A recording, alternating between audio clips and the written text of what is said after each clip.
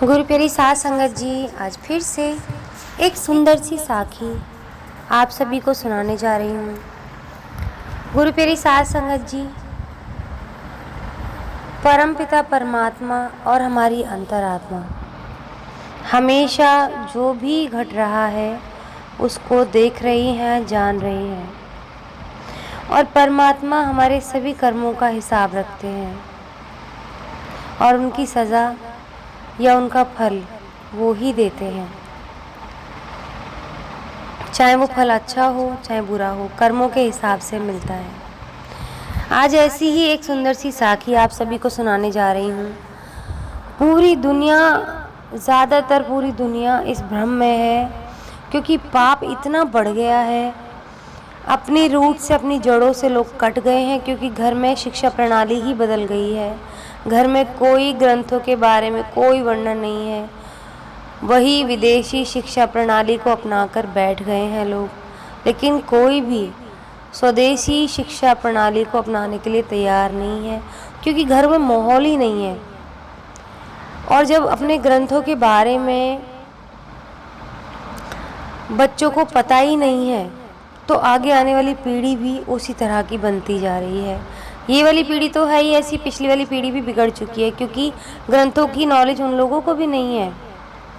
पूरे ग्रंथ उन लोगों ने भी नहीं पढ़े और जो ग्रंथ पढ़ रहे हैं उनके संस्कार, मैंने कुछ लोगों को देखा है कि जो ग्रंथ भी पढ़ रहे हैं ना, कोई एक आधा ग्रंथ पढ़ रहे हैं तो उनके अंदर घमंड है। तो जब हम भगवान को स्वीकार करते हैं या ग्रंथ पढ़ रहे होते हैं पूरे समर्पण भाव से, अहंकार को त्याग के, सभी विकारों को त्याग के, जो इंसान सभी विकारों को त्याग के ग्रंथों को ग्रहण करता है उसकी आत्मा का वर्ण परमात्मा करते हैं।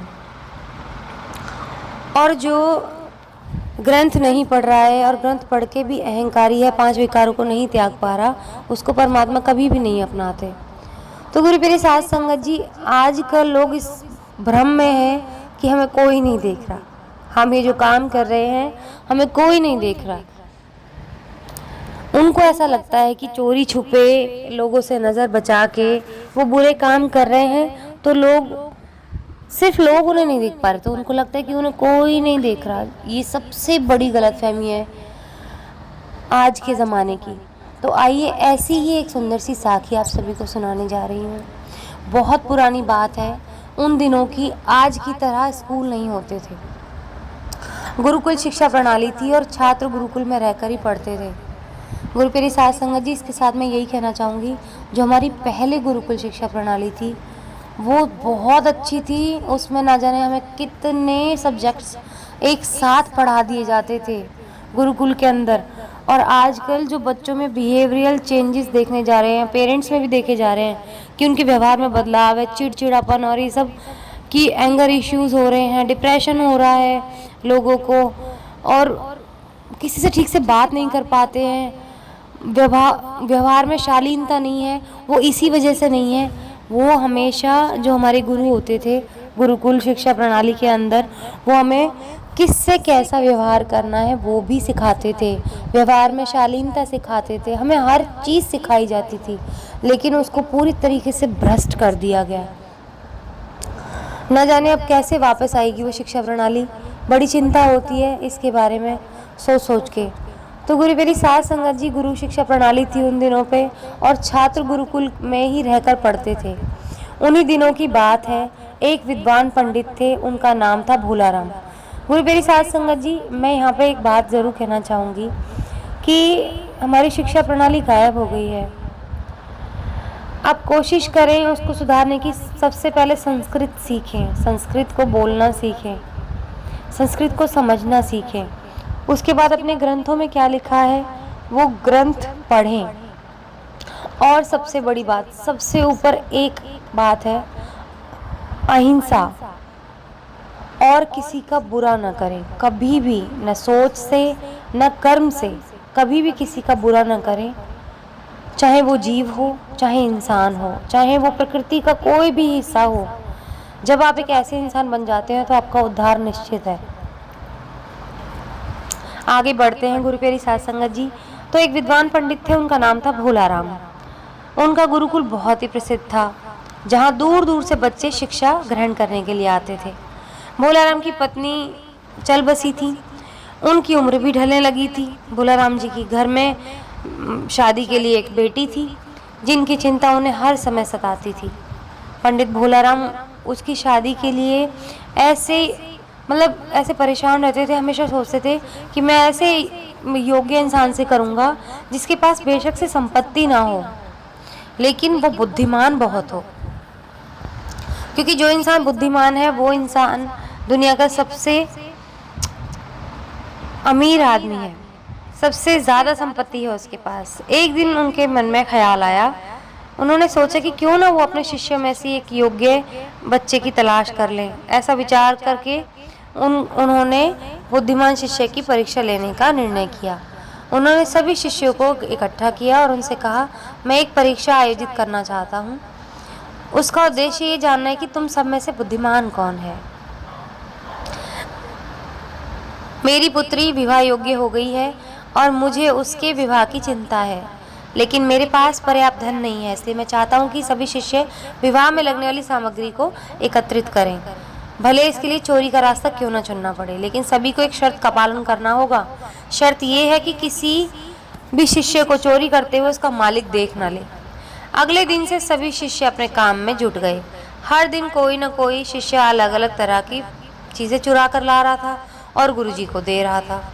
भोलाराम उन चीज़ों को सुरक्षित स्थान पर रखते जा रहे थे, क्योंकि परीक्षा के बाद उन सारी चीज़ों को उनके मालिकों को वापस जो करना था। परीक्षा से वो यही जानना चाहते थे कि कौन सा शिष्य उनकी बेटी से विवाह करने योग्य है। सभी शिष्य अपने अपने दिमाग से काम कर रहे थे, लेकिन उनमें से एक छात्र रामास्वामी, जो गुरुकुल का सबसे होनहार बच्चा था, चुपचाप एक पेड़ के नीचे बैठा कुछ सोच रहा था। उसे सोच में बैठा देख राधे गुप्त ने कारण पूछा। रामास्वामी ने बताया कि आपने परीक्षा की शर्त के रूप में कहा था कि चोरी करते समय कोई देख न ले, लेकिन जब हम चोरी करते हैं तब हमारी अंतरात्मा तो सब देखती है, हम खुद से उसे छिपा नहीं सकते। इसका अर्थ यही हुआ ना कि चोरी करना व्यर्थ है। उसकी बात सुनकर भोलाराम का चेहरा प्रसन्नता से खिल उठा। उन्होंने उसी समय सारे शिष्यों को इकट्ठा किया और उनसे पूछा, आप सबने चोरी की क्या किसी ने देखा? सभी ने इनकार में सिर हिलाया। तब भोलाराम बोले, बच्चों, क्या आप अपने अंतर्मन से भी इस चोरी को छुपा सके? इतना सुनते ही सारे बच्चों ने सिर झुका लिया। इस तरह गुरुजी ने अपनी बेटी के लिए योग्य और बुद्धिमान लड़के को चुन भी लिया। उन्होंने रामास्वामी के साथ अपनी बेटी की शादी कर दी। साथ ही शिष्यों द्वारा चुराई गई चीज़ें उनके मालिकों को वापस करके बड़ी विनम्रता से क्षमा मांग ली। कोई भी काम अंतर्मन से छिप नहीं सकता, उस परमात्मा से नहीं छिप सकता, और अंतर्मन ही व्यक्ति को सही रास्ता दिखाता है। इसलिए मनुष्य को कोई भी काम करते समय अपने मन को जरूर टटोलना चाहिए, क्योंकि मन सच का ही साथ देता है। तो गुरु प्यारी साध संगत जी, सच का साथ दें। लेकिन गीता में लिखा है कि जहाँ पर अधर्म हो और जहाँ पर किसी की जान बच सके झूठ बोलने से, तो वहाँ झूठ बोलना चाहिए। सिर्फ वहीं झूठ बोलना अलाउड है, बाकी हमें सच बोलना चाहिए सब जगह।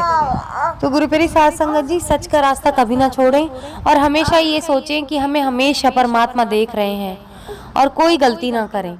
आज इसी के साथ इस सुंदर सी साखी को यहीं समाप्त करना चाहूँगी। मिलती हूँ आपसे अपनी अगली वीडियो में नई साखी के साथ। तब तक के लिए खुश रहें, सुमिरन करते रहें, सच्ची सेवा करते रहें।